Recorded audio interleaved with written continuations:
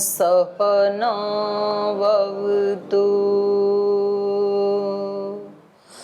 सहनौ भुनक्तु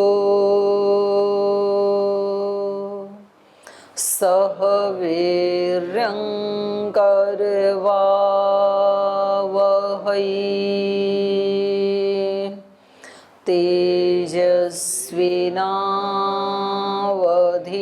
तेजस्विनावधीतमस्तु मा विद्विषावहै।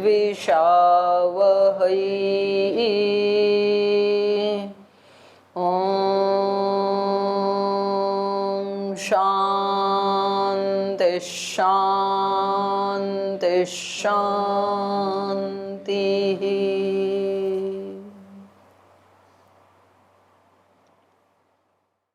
योग दर्शन का साधन पाद पढ़ रहे हैं हम।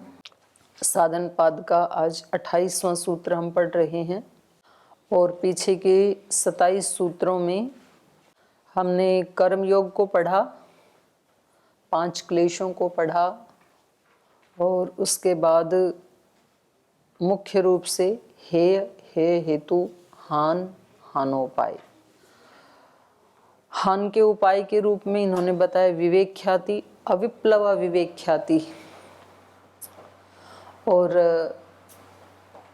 उस विवेक ख्याति की फिर 7 प्रांत भूमियां बताई 27 नंबर सूत्र में। और इन भूमियों से गुजरते हुए जो सबसे उत्कृष्ट अवस्था है चित्त की या बुद्धि की, उसी को अविप्लवा विवेक ख्याति कहा। तो अब ये कैसे हमें प्राप्त हो, अविप्लव विवेक ख्याति प्राप्त करने का उपाय क्या है, कैसे प्राप्त करें इसको, वो आज हम 28 नंबर सूत्र में पढ़ेंगे। तो उसका उपाय एक ही है, ऐसी विवेक ख्याति को प्राप्त करने का। 8 योग के अंग जो हैं, यद्यपि आगे बताएंगे, अभी इन्होंने पहले बताया कि योग के अंगों का अनुष्ठान करने से वो विवेक ख्याति प्राप्त होगी। विवेक ख्याति पहले से भी है ही, बस उसके ऊपर आवरण आ गया है, अशुद्धि आ गई है। तो वो इस सूत्र में हम पढ़ रहे हैं। सूत्र बोलिए, योगांग अनुष्ठानात् अशुद्धि क्षये ज्ञान दीप्ति ही अविवेक ख्याते है। योगांग अनुष्ठानात्, योग के अंगों का अनुष्ठान करने से। तो कितने अंग हैं जिन अंगों का अनुष्ठान करना है? 8 अंग हैं। यम, नियम, आसन, प्राणायाम, प्रत्याहार, धारणा, ध्यान, समाधि। इन अंगों का अनुष्ठान करने में क्या क्रमशः एक एक अंग का अनुष्ठान करना होता है या एक साथ 8 अंगों का अनुष्ठान करना होता है? आप क्या जानते हैं, एक साथ करना होता है कि क्रमशः करना होता है? अरे नहीं, करना नहीं है आपको तो जानकारी तो रख लो, जानकारी में क्या हानि है। 6 तक साथ साथ। अच्छा, तो ध्यान और समाधि वो बाद में करेंगे। न, परिणाम नहीं है, अनुष्ठान भी करना होता है। ध्यान का तो अनुष्ठान तो करना ही होता है, ठीक है। ऐसे तो एक दूसरे का परिणाम ही है। अब यम का परिणाम है शुचिता, जो शौच कहा है। तो व्यक्ति के अंदर शुचिता आएगी ही तब जब वो अहिंसा, सत्य, अस्तेय, ब्रह्मचर्य, परिग्रह का पालन करेगा। उससे पहले शौच आ नहीं सकता है। तो एक तरह से वो उसका परिणाम ही है। लेकिन तो भी उनका अनुष्ठान साथ साथ ही करना है। 8 अंगों का अनुष्ठान प्रतिदिन करना है। तो 2 अंग तो ऐसे हैं जिनका व्यवहार काल में ही हो जाता है। अहिंसा, सत्य, अस्तेय, ब्रह्मचर्य, अपरिग्रह, शौच, संतोष, तप, स्वाध्याय, ईश्वर प्रणिधान। इसमें स्वाध्याय को आप चाहें तो थोड़ा अलग निकाल सकते हैं। वरना तो जो 9 अंग हैं इनका तो व्यवहार काल में ही अनुष्ठान हो जाता है। तो यम नियमों का रोज ही करना है अपने को। आसन शरीर की एक स्थिर अवस्था, चाहे वो 5 मिनट के लिए ही बैठें, लेकिन वो जरूरी है, तो उसका अनुष्ठान भी रोज करना है। प्राणायाम का भी रोज करना है। अब ये प्राणायाम करते करते ही आसन का भी हो जाता है। जिस भी पोस्चर में बैठ के आप प्राणायाम कर रहे हैं आधा घंटा पौना घंटा, तो उसमें फिर हिलना डुलना नहीं है। शरीर की स्थिति स्थिर सुखम आसनम, उसमें स्थिरता भी होनी चाहिए उस पोस्चर में, और सुख भी मिलना चाहिए। तो आसन का भी अनुष्ठान हो गया, प्राणायाम का भी हो गया। प्रत्याहार, जैसे पिछली कक्षा में एक विद्यार्थी पूछ रहा था ना कि मन इधर उधर जाता ही रहता है, तो जब जो काम कर रहे हैं मन को उधर ही खींच के लाना। तो बाह्य वृत्ति से आभ्यंतर वृत्ति हो गई, मतलब वैसे तो एक दूसरे विषय से एक दूसरे विषय पे लगा दिया, बाह्य ही रही, लेकिन उसका कम से कम हमें ये करना कैसे है। जब आप अपने चित्त को वहाँ से हटा के यहाँ लगा सकते हैं, तो यहाँ से हटा के अंदर भी लगा सकते हैं। टेक्निक आ गई ना आपको। तो प्रत्याहार का भी हो गया, व्यवहार काल में ही चित्त को उधर उधर न जाने देना, जब जो काम कर रहे हैं उसी पे फोकस करना। धारणा, वो भी इसके साथ ही घटित हो गई, यहीं रहनी चाहिए पूरी चेतना अपनी। 2 का फिर ये सब इस तरह से जो अपना पूरे दिन की दिनचर्या और सब कर्मों को करेगा, तो उसका ध्यान बहुत जल्दी लग जाएगा फिर। तो किंचित काल के लिए, मानो आपके पास ज़्यादा जिम्मेदारियां हैं, तो आप 15 मिनट 20 मिनट इतना समय ध्यान के लिए ज़रूर रखें। तो ध्यान का भी अनुष्ठान रोज करना है, और उसी में ही उसी ध्यान में आगे इस अभिप्सा से बैठें कि मुझे समाधि का भी टच मिले, टेस्ट मिले समाधि क्या है। क्योंकि हमारे पास करने के लिए केवल आज का ही दिन है,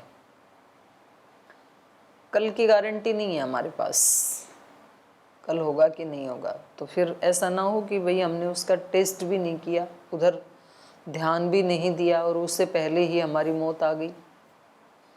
तो जो भी हमें करना है, 8 अंगों का अनुष्ठान हमें आज ही करना है। जैसे हम बाहर के कार्यों के लिए सोचते हैं ना ऐसे कि भाई ये तो काम बस आज ही हो सकता है, कल तो इसकी लास्ट डेट है, तो कल तो कर नहीं पाएंगे, तो फिर हम उसके लिए टाइम निकालते हैं ना।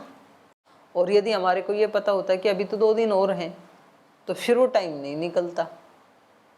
हम टाइम कब निकालते हैं भाई, बिजली का बिल आज तो लास्ट डेट है, तो टाइम निकाल ही लेते हैं। फिर सिलेबस बनाने का आज लास्ट दिन है, आज तो बना के देना ही होगा ये सारी रिपोर्ट, तो हम बना लेंगे। और हमें पता 2 दिन और हैं, तो फिर नहीं निकलेगा टाइम, हम कहेंगे टाइम ही नहीं मिला।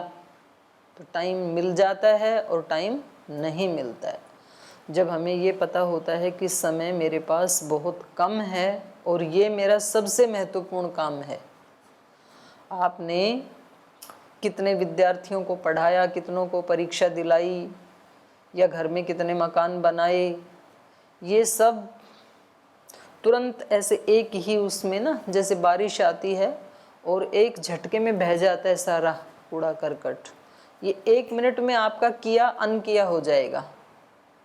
सांसारिक दृष्टि से वैसे तो जो किया है उसका फल मिलेगा, ऐसे नष्ट नहीं होगा, पर लोक की दृष्टि से, क्योंकि हम बहुत सारे कर्म तो लोक की दृष्टि से करते हैं कि भाई हम ये नहीं करेंगे तो गुरुजी क्या कहेंगे, रिश्तेदार क्या कहेंगे, माता पिता क्या कहेंगे, तो मतलब वो हमें कुछ ना कहें इसके लिए हम करते हैं, इच्छा न होने पर भी करते हैं। और आप कितना भी ज़्यादा कर लो, वो तो जिस दिन आपकी मृत्यु होगी अगले दिन ख़त्म, कोई और आके संभाल लेगा। ऐसे थोड़ी आपके पीछे कोई ये काम रुक जाएंगे। अब अपने जो थे ताऊ जी, वो कितना काम करते थे, तो चलो उनको अचानक जाना पड़ गया, तो उसके बाद फिर किसी और ने काम संभाल लिया। तो जब उनके जाने से काम चल सकता है, तो हमारे जाने से काम चलेगा कि नहीं? खूब अच्छे से चलेगा। सबके जाने से सब काम होते हैं, पर एक काम ये ऐसा है कि ये हमें ही करना है, हमारे अलावा और कोई नहीं कर सकता है। बाकी के काम सब कर लेंगे, ये वाला तो हमें ही करना है। तो इसलिए इसको जो बहुत समझदार हैं वो तो जीवन की प्रथम प्राथमिकता प्रायोरिटी पे रखते हैं, पर जो मध्यम श्रेणी के हैं उनको भी थोड़ा टाइम तो निकालना ही चाहिए इसके लिए। तो इसलिए हमें सभी अनुष्ठान कब करने हैं? आज ही करने हैं। अब हम क्योंकि शरीर के भाव में जीते हैं, तो शरीर के लिए जो जो आवश्यक है उन सब कामों के लिए हम समय निकाल लेते हैं। और क्योंकि हम आत्मा के स्तर पे नहीं जीते हैं, तो आत्मा के लिए क्या आवश्यक है वो हमें नहीं पता चलता है। शरीर भूखा है तो हम खाने के लिए टाइम निकाल लेंगे, पकाना है तो पकाने के लिए टाइम निकाल देंगे, उसको गर्मी लग रही है तो स्नान करने के लिए टाइम निकाल लेंगे, उस शरीर को नींद आ रही है तो सोने के लिए टाइम निकाल लेंगे, किसी के यहाँ जाना है किसी फंक्शन में तो जाने के लिए टाइम निकाल लेंगे। शरीर के जितने भी व्यवहार हैं उन सब के लिए हम समय निकाल ही लेते हैं, क्योंकि हम उसी स्तर पे जी रहे हैं। आत्मा के स्तर पे जीने वाला व्यक्ति आत्मा के लिए जरूर टाइम निकालेगा। तो चलिए, ये कह रहे हैं इन योग के अंगों का अनुष्ठान करने से अशुद्धि क्षय, चित्त के ऊपर जो अशुद्धि है उसका क्षय होने पर वो नष्ट हो जाएगी। जहाँ भी काम करेगा आत्मा तो वहाँ पर फल तो मिलेगा, चाहे शरीर के स्तर पे कर लो, चाहे मन पे कर लो, चाहे प्राण के स्तर पे कर लो, चाहे आत्मा के स्तर पे कर लो, क्योंकि कर्म फल व्यवस्था सृष्टि में सबके लिए एक समान है। श्रद्धेय स्वामी जी महाराज ने प्राण के स्तर पे काम किया तो फल निकला ना, कितने लोगों के रोग नष्ट हो गए। जिन लोगों ने आत्मा के स्तर पर ऐसे ही हार्ड वर्क किया वहाँ भी रिजल्ट निकला, वो ऋषि हो गए, योगी हो गए, मुनि हो गए। जिन्होंने धन के स्तर पे किया वहाँ भी रिजल्ट। कोई भी व्यक्ति किसी भी स्तर पे पुरुषार्थ करे परिणाम तो आएगा। कोई व्यक्ति सारा पुरुषार्थ करता है कि मैं खाता रहूं पूरे दिन, बस खाने में भी तो पुरुषार्थ कर ही रहा है ना, हर थोड़ी देर के बाद उसको कुछ ना कुछ चाहिए, तो थोड़े दिन में 1 क्विंटल वजन हो ही जाएगा, तो परिणाम तो आया ना, जो किया उसका परिणाम आएगा। ये कर्म फल व्यवस्था है। तो जो आत्मा के स्तर पे रहते हैं तो वो आत्मा के लिए जो कर्म करते हैं तो परिणाम आएगा ही आएगा। तो अशुद्धि का क्षय हो जाता है और ज्ञान दीप्ति, जैसे अंधकार मिटता है तो ज्ञान का उदय हो जाता है, ज्ञान दीप्ति, और वो बढ़ती रहती है फिर ज्ञान दीप्ति। कब तक? अविवेक ख्याते, जब तक वो ज्ञान दीप्ति सूर्य का रूप धारण ना कर ले तब तक वो ज्योति बढ़ती ही रहेगी। थोड़ा सा तो है हमारे अंदर वो प्रकाश, पर उसको बढ़ाना है, वो पर्याप्त नहीं है। योगांगानि अष्टौ अभिध्यायिष्यमाणानि,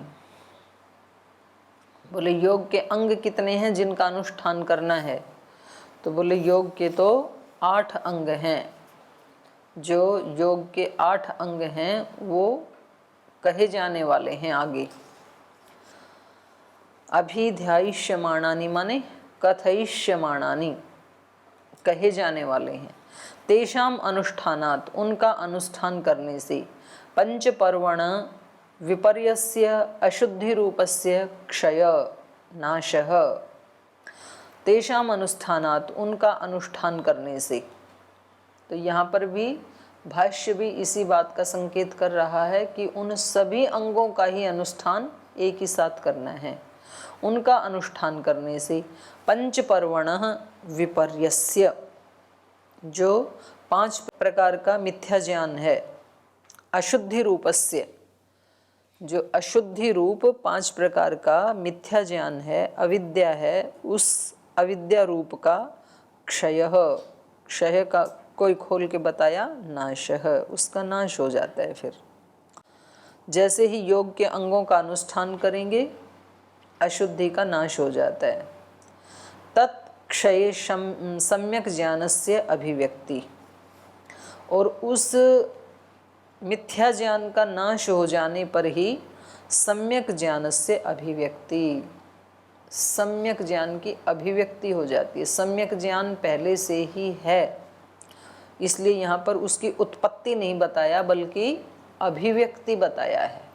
तो सारा काम हमें जो करना है वो है इन अंगों का अनुष्ठान करना।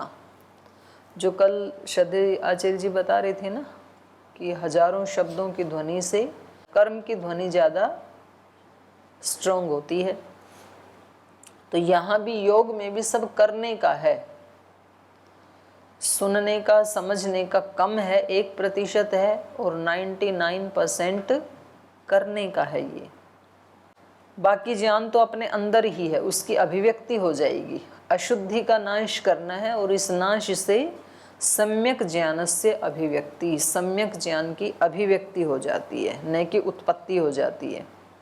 अगर तो इस शब्द ज्ञान से उत्पत्ति होती विवेक ख्याति की, तो फिर ये भाष्यकार ऐसे ही बताते कि आप खूब सारी पढ़ाई करो, ग्रंथ पढ़ते रहो और एक दिन फिर आपका सारा अज्ञान नष्ट हो जाएगा। ऐसे नहीं कह रही है, ये कह रहे हैं इनका अनुष्ठान करने से, योग के अंगों का अनुष्ठान करने से सम्यक ज्ञान से अभिव्यक्ति, सम्यक ज्ञान की अभिव्यक्ति हो जाती है। यथा यथा च साधनानि अनुष्ठीयन्ते तथा तथा तनुत्वम अशुद्धि आपद्यते। यथा यथा च साधनानि अनुष्ठीयन्ते, जैसे जैसे उन साधनों का अनुष्ठान किया जाता है, तथा तथा वैसे ही उसी अनुपात में अशुद्धि तनुत्वम आपद्यते, अशुद्धि का तनुत्व प्राप्त होता है। तनु माने हल्का, वैसे वैसे कम होता जाएगा, एकदम से नष्ट नहीं होगा। जैसे जैसे योग के अंगों का अनुष्ठान करेंगे वैसे वैसे हमारे दोषों का, चित्त के मलों का हल्कापन होता चला जाएगा, तनुत्व होता चला जाएगा। तो इसलिए साधक को घबराना भी नहीं चाहिए कि जी मैं तो अनुष्ठान तो करता हूँ और बीच बीच में वही दोष फिर आ जाते हैं, मेरे अंदर काम क्रोध लोभ मोह ऐसे आ जाते हैं। तो ये तनु होंगे। पहले मानो पहले आपको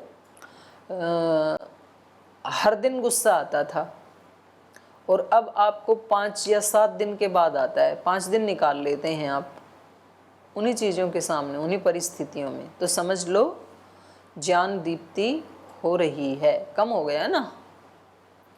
और फिर आपको और थोड़ा हुआ कि अब तो 15 दिन में कभी एक बार आता है, फिर बोले अब तो कभी महीने में एक बार भले ही आ जाता है, तो बढ़ रही है ना, प्रगति हो रही है। फिर बोले अब तो कभी 2 3 6 महीने में भले ही आता है, और वो भी थोड़ी देर के लिए आते हैं, तुरंत हम अपने स्वरूप में लौट आते हैं, फिर ठीक कर लेते हैं। तो इसका मतलब है कि प्रगति पे है, वर्क इन प्रोग्रेस। तो ऐसे ही कह रहे हैं ये भी, यथा यथा च साधनानि अनुष्ठीयन्ते। क्योंकि दूसरे लोग बोलेंगे अच्छा आप तो ध्यान करने लगे थे, आपने तो फिर गुस्सा कर दिया, तो ये व्यक्ति क्या सोचता है, हाँ ये तो मैंने फिर कर दिया, तो ये तो गड़बड़ हो गई, तो इसका मतलब मेरे से नहीं हो पाएगा। बोले आप तो अध्यात्म की बात करते हो, आपने तो लोभ कर दिया। फिर व्यक्ति कहता है हाँ लोभ तो छूटा ही नहीं मेरे से, तो इसका मतलब मैं नहीं कर सकता हूँ ये योग के अंगों का अनुष्ठान, तो फिर वो छोड़ ही देता है। तो ऐसा नहीं करना चाहिए व्यक्ति को, क्योंकि धीरे धीरे वो हल्के होते हैं। अगर आपको ये लग रहा है कि 1% भी रिजल्ट नहीं आया तो भी करते रहो, क्योंकि इसका मतलब है कि दाग जरा पक्के हैं, तो और थोड़ी मेहनत करनी पड़ेगी, तो उसको हटाने में करते ही रहो फिर भी, लेकिन छोड़ना कभी भी नहीं है। तो जैसे जैसे हम करते जाएंगे, यथा यथा क्षीयते अशुद्धि तथा तथा क्षय क्रमानुरोधिनी ज्ञानस्य अपि दीप्ति विवर्धते। पहले तो तनु होंगे कष्ट या अशुद्धि, अज्ञान, अविद्या। यथा यथा च क्षीयते अशुद्धि, और जैसे जैसे वो अशुद्धि क्षीण होती जाएगी। जैसे किसी व्यक्ति को एक कोई शिला तोड़नी है और उसने एक हथौड़े की चोट मारी और पत्थर पे कोई फर्क नहीं पड़ा, तो उसको लगता है नहीं टूटा। फिर 2 मारी, 3 मारी, 10 मारी, 20 मारी, कुछ भी असर नहीं दिख रहा है, तो व्यक्ति को क्या लगता है ये नहीं टूटने की, फिर वो छोड़ देता है। तो फिर 20 चोट मारी व्यर्थ हो गई ना।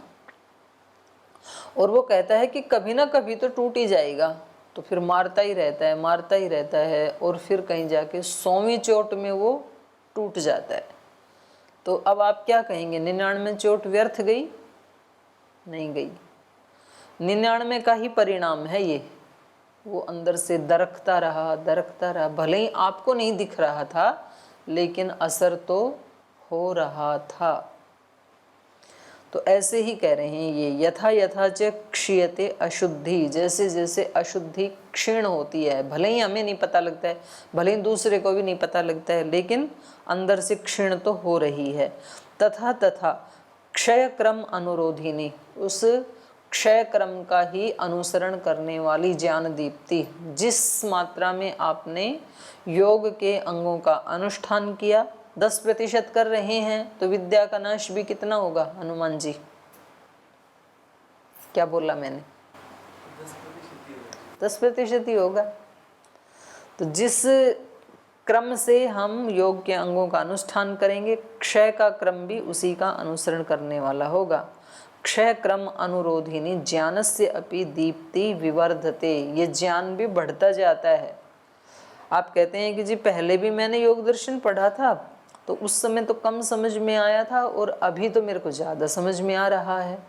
तो इसका मतलब है कि पहले आपने अनुष्ठान किया नहीं था, ऐसे ही पढ़ा था केवल शब्द शब्द। अब आपने थोड़ा अनुष्ठान भी करना शुरू किया है, तो भले ही आपको ये भाष्य याद नहीं था, आपने अपने ही स्तर पे अनुष्ठान करना शुरू किया है, तो निश्चित रूप से दूसरी बार ज़्यादा समझ में आएगा, क्योंकि ज्ञान की दीप्ति अभी विवर्धते, बढ़ती जा रही है। सा खलु एषा विवृद्धि ही प्रकर्षम अनुभवती अविवेख्याते है। और ये जो विवृद्धि है, ये जो बढ़ोतरी है ज्ञान की, ये प्रकर्षम अनुभवती, प्रकर्ष को प्राप्त हो जाती है, माने बहुत ही ये उत्कृष्ट हो जाती है, होती जाती है अविवेक ख्याते, विवेक ख्याति तक, विवेक ख्याति तक ये बढ़ती जाती है, पहले से और अच्छी, कल से आज अच्छा, फिर आने वाले कल से आज अच्छा, फिर बीते हुए कल से आज अच्छा, फिर ये आज वाला भी आने वाले कल जब आएगा तो ये बीते हुए कल में कन्वर्ट हो जाएगा, तो बीते हुए कल से आज अच्छा। ऐसे करते करते एक दिन फिर ये योगी विवेक ख्याति को प्राप्त हो जाता है। आगुण पुरुष स्वरूप विज्ञानात् इत्यर्थ। कब तक बढ़ता जाएगा? जब तक ये आत्मा पुरुष और गुणों का स्वरूप न जान जाए कि ये त्रिगुण हैं, ये गुणों से निर्मित बुद्धि आदि हैं, मन आदि हैं, और ये मैं आत्मा हूँ, ऐसे बिल्कुल अलग अलग जब तक ना दिखने लग जाए तब तक ये विवेक ख्याति बढ़ती ही रहेगी। आगुण पुरुष स्वरूप विज्ञानात्, जब तक इसको गुणों का, पुरुष का, स्वरूप का विज्ञान ना हो जाए तब तक ये विवेक ख्याति बढ़ती ही रहती है। योगांग अनुष्ठानम अशुद्धिर वियोग कारणम, और ये योग के अंगों का किया जाने वाला जो अनुष्ठान है ये दो काम करता है, एक तरफ तो ज्ञान दीप्ति को बढ़ाता है और दूसरी तरफ अशुद्धि का वियोग करता है, उसका नाश भी करता है। तो दो काम एक साथ हो रहे हैं। अशुद्धे वियोग कारणम, अशुद्धि के तो वियोग का कारण है, ये हटाने का कारण है, और ज्ञान दीप्ते है प्राप्ति कारणम, ज्ञान दीप्ति के प्राप्ति का कारण है, एक के वियोग का कारण, एक के प्राप्ति का कारण। यथा परशु छेद्यस्य, जैसे परशु किसका कारण है? कटी हुई लकड़ी का या किसी भी वस्तु का, छिदी हुई कटी हुई जो कोई वस्तु है या लकड़ी है उसका जैसे परशु कारण है, ऐसे ही इस अज्ञान के नाश का ये विवेक ख्याति कारण है, दोषों के नाश का ये विवेक ख्याति कारण है। विवेक ख्यातेस्तु प्राप्ति कारणम यथा धर्मः सुखस्य, कह रहे हैं ये जो योग के अंगों का अनुष्ठान है ये विवेक ख्याते है प्राप्ति कारणम, विवेक ख्याति के प्राप्ति का कारण है, दोषों के वियोग का कारण है। एक ही चीज से दो काम हो रहे हैं, दोषों का वियोग हो रहा है और विवेक की प्राप्ति हो रही है। विवेक ख्यातेस्तु प्राप्ति कारणम यथा धर्म सुखस्य, जैसे सुख का कारण क्या है? धर्म, धर्म से सुख मिलता है, और दुख का कारण क्या है? अधर्म, अधर्म से दुख मिलता है।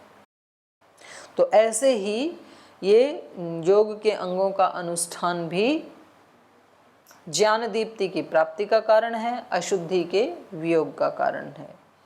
न अन्यथा कारणम, माने सुख का कोई अन्यथा कारण नहीं है। सुख का एकमात्र कारण क्या है? धर्म। धर्म का अनुष्ठान करेंगे तो सुख मिलेगा, नहीं करेंगे तो नहीं मिलेगा। कतिच एतानि कारणानि, ये कारण कितने होते हैं? कतिच एतानि कारणानि शास्त्रे भवन्ति, शास्त्र में कितने कारण माने जाते हैं? तो उसका उत्तर दे रहे हैं, नवैव इत्याह, 9 ही होते हैं, ऐसा कह रहे हैं। तो कौन से हैं वो 9? तद्यथा, जैसे बता रहे हैं। उत्पत्ति, स्थिति, अभिव्यक्ति, विकार, प्रत्यय, आप्त्य, वियोग, अन्यत्व, धृतयः कारणम नवधा स्मृतम। उत्पत्ति कारण 1, स्थिति 2, अभिव्यक्ति कारण 3, और विकार कारण 4, प्रत्यय ज्ञान का कारण 5, आप्तय प्राप्ति का कारण 6, वियोग कारण 7, अन्यत्व कारण 8 और धृतय धृति का कारण 9। तो ये 9 कारण हैं। अब इनका वर्णन कर रहे हैं।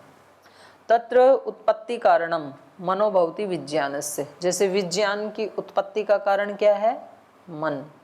तो ये मन क्या हो गया? उत्पत्ति का कारण। ज्ञान की उत्पत्ति किससे होगी? मन से।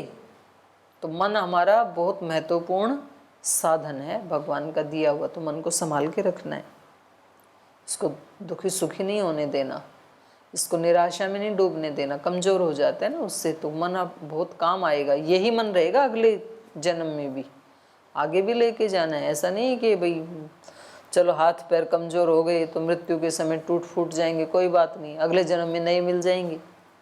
पर मन टूट फूट गया, अगले जन्म में भी दुखी करेगा। इसलिए मन को संभाल के रखो, मन को कमज़ोर मत होने दो, यही मन काम आएगा आगे भी।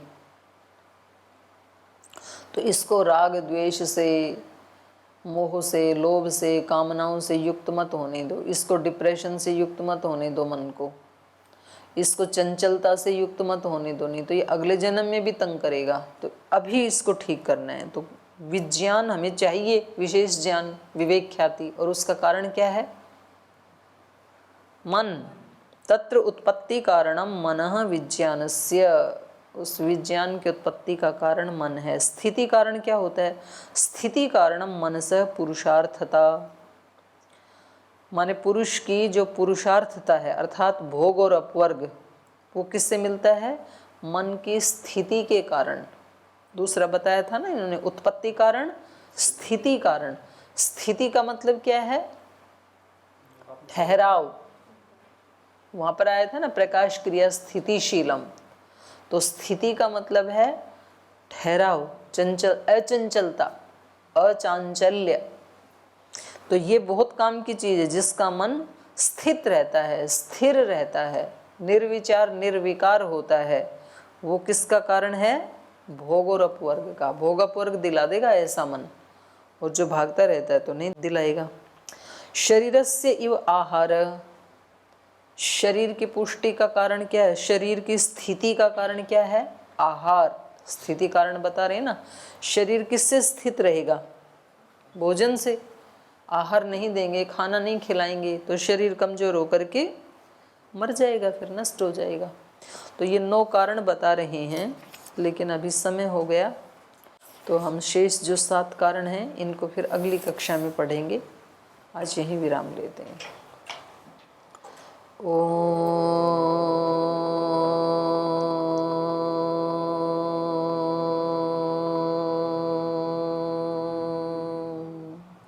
शांति शांति शांति। श्री गुरुभ्यो नमः।